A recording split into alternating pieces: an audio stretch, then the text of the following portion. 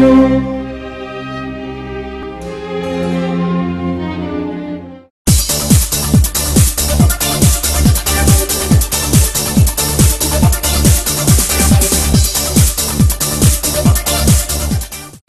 niyo po ba yung scientific name ng kuto?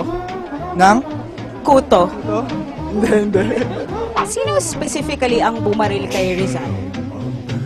Rizal? I don't know. Isn't it the soldiers? Yeah, them. And ano yung height ni GMA? GMA, I think about 5 or maybe 4'11".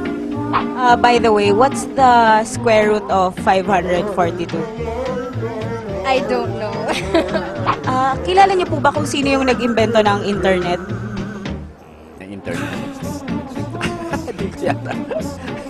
Ano po yung English ng tabo? Tabo?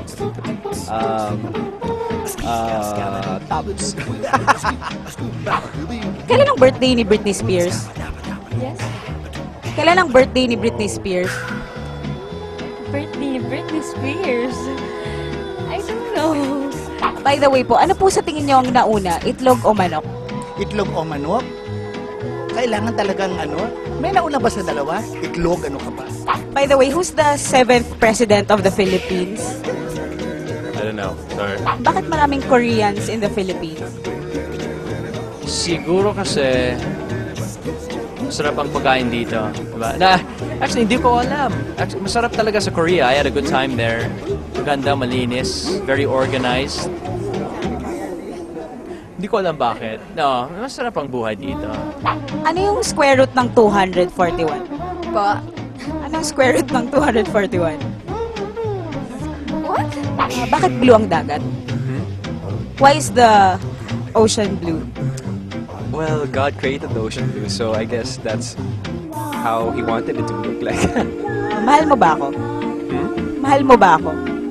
Yes, I love everyone, including you. Bakit po sa tingin niyo dumadami ang bakla sa Pilipinas? I like it.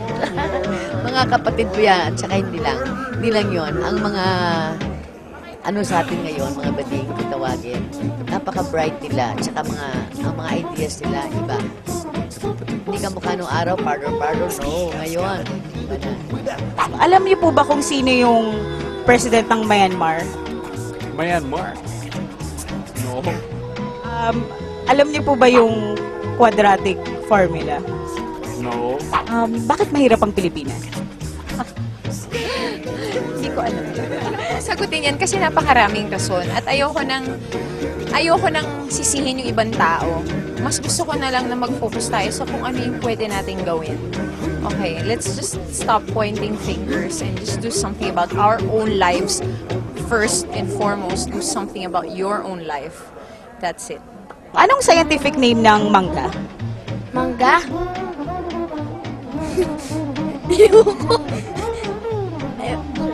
Hindi ko alam eh. Alam niyo po ba yung cause ng global warming? Right now, ano yung cause? Bakit tinatanong mo sa akin? You know man siguro what's happening in the whole world, di ba? In our hindi lang dito sa country natin. Number one, okay, nag-change na yung ano natin, di ba? Yung weather natin talagang honestly iba na. Pag biglang umulan bigla, di ba? So, kaya marami rin namamatay yung mga fish. Mahalin natin yung bigay sa atin ng biyaya ng Panginoon. Very well said po. Thank you!